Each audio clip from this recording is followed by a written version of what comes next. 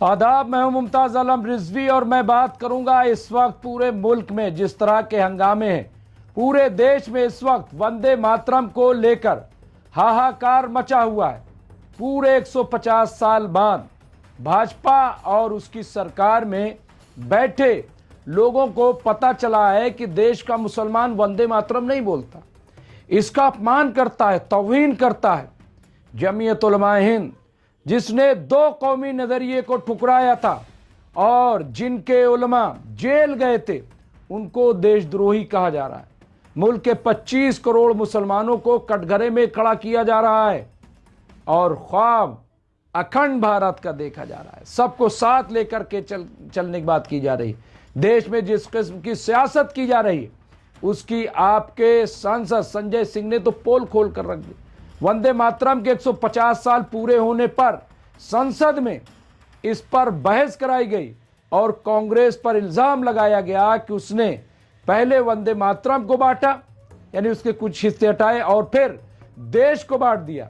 नेहरू की चिट्ठी पीएम ने खुद पढ़ी, लिहाजा अब संजय सिंह ने एक ऐसी चिट्ठी पढ़ दी कि जिससे संसद में जलजला सा आ गया। उन्होंने जिन्ना और संघ के रिश्तों की पूरी पोल ही खोल कर रख दी।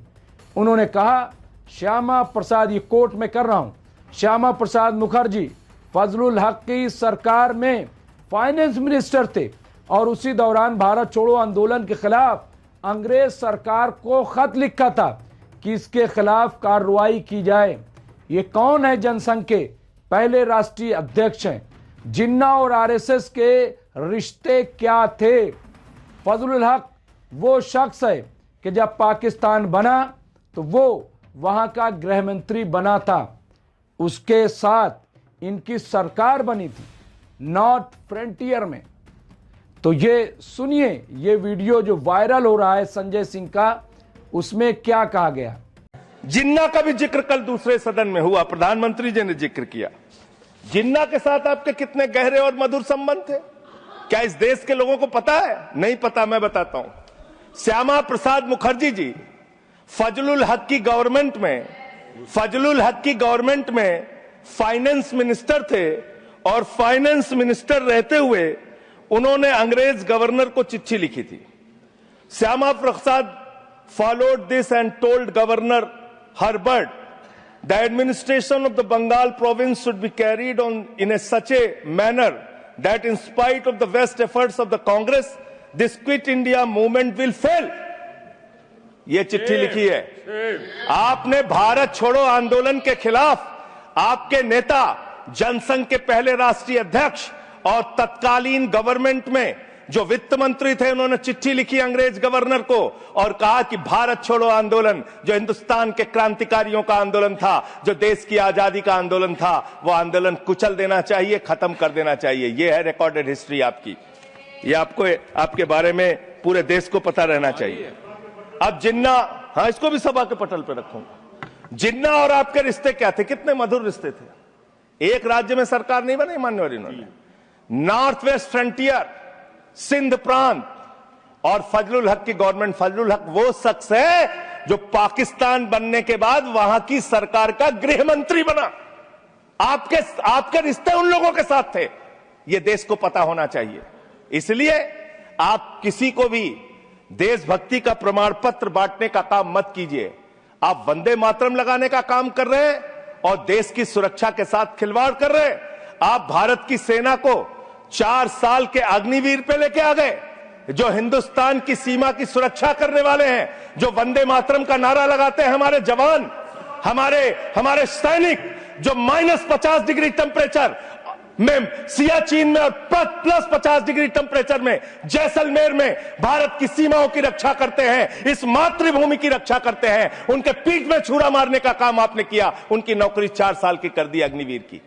आपको मातृभूमि से प्यार है, आप देशभक्ति की बात करेंगे, आप देशभक्ति की बात कर रहे हैं। अरे मैंने साइकिल चोर सुना था, लॉकेट चोर सुना था, स्कूटर चोर सुना था, मैंने सुना था तमाम तरह के चोर होते हैं। आप लोग तो वोट चोर निकल गए हिंदुस्तान के अंदर।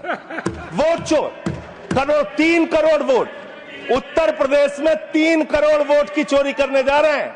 कल की मीटिंग में पता चला 17.5% वोट उत्तर प्रदेश में काटे जाएंगे।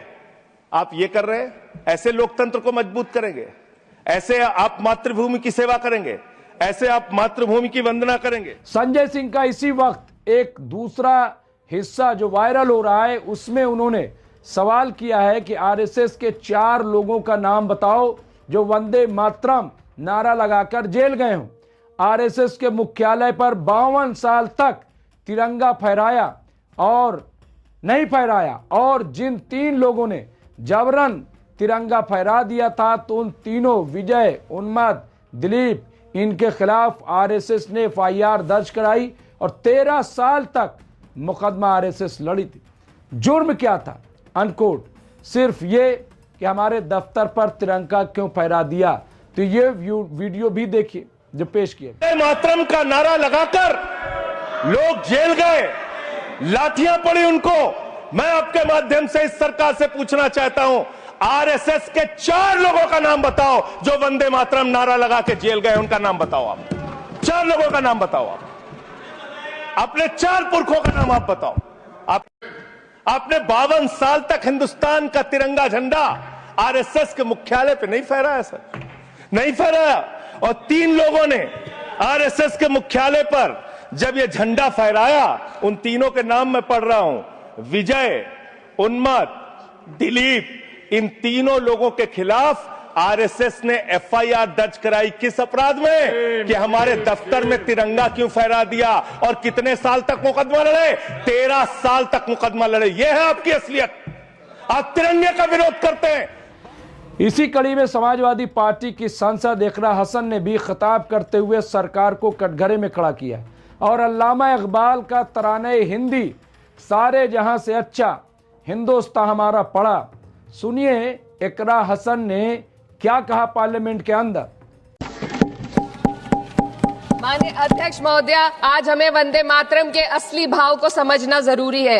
यह गीत तो देश के जल, जंगल, जमीन, हरियाली और निर्मल हवा की वंदना को समर्पित है। यह भारत की जन जन की मंगल कामना करता है कि भारत का हर नागरिक स्वस्थ रहे, सुरक्षित रहे और सम्मान के साथ जी सके। सुजलाम सुफलाम का अर्थ है, सुनिए, ऐसा देश जहां स्वच्छ और पर्याप्त जल हो, जहां नदियां जिंदा हो, बहती हो, जीवन देती हो। अध्यक्ष महोदय, लेकिन अब जरा यमुना का हाल देखिए। दिल्ली प्रदूषण नियंत्रण समिति की 2025 की रिपोर्ट बताती है कि यमुना के कई हिस्सों में बीओडी स्तर 127 mg पर लीटर है तक पहुंच चुका है, जबकि किसी जीवित नदी के लिए ये 3 mg पर लीटर से कम होना चाहिए। ये सिर्फ नदी का संकट नहीं है, ये किसान का संकट है। नमामि गंगे के नाम पर हजारों करोड़ रुपए खर्च हो गए, लेकिन सच्चाई ये है कि आज भी गंगा और यमुना के किनारे किसान मजबूरी में उसी जहरीली पानी से खेती कर रहा है। वही जहर अनाज में उतरता है और वही जहर किसान की जिंदगी को धीरे धीरे खत्म कर देता है।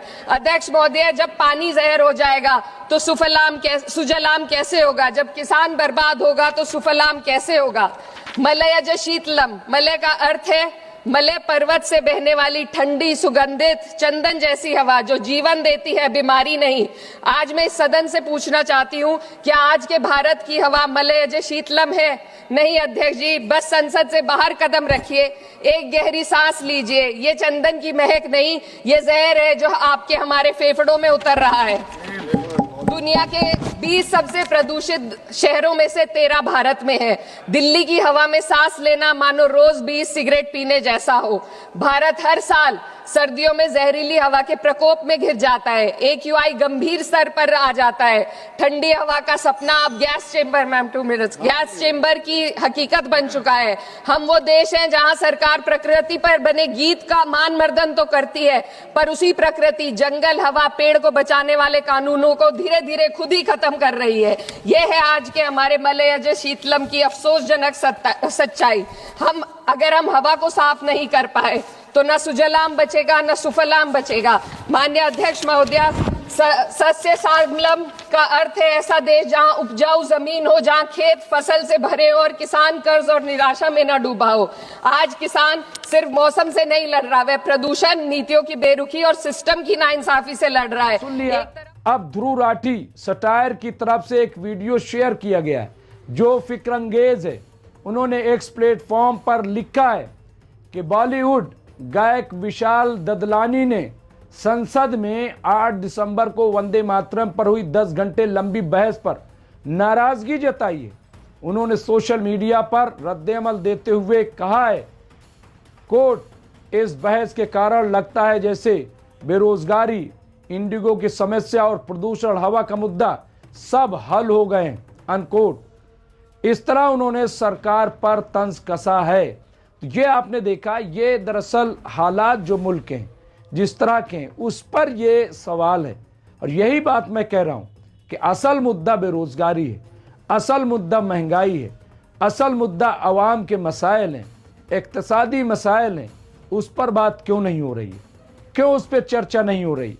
क्यों उस पर लोग सवाल नहीं खड़ा कर रहे हैं? इंडिगो में आपने देखा कि कैसे औरत, मर्द, बच्चे सब परेशान थे, हाहाकार मचा हुआ था। अभी भी मसला हल नहीं हुआ, लेकिन उस पर सब खामोश हैं, सब उस पर चुप हो जाते हैं। ये बहुत बड़ा सवाल है। इस सवाल को आप भी करिए और सरकार से जवाब मांगिए। बहुत बहुत शुक्रिया। देखते रहे एमएमसी न्यूज़ इंडिया। मैं मुमताज़ आलम रिजवी।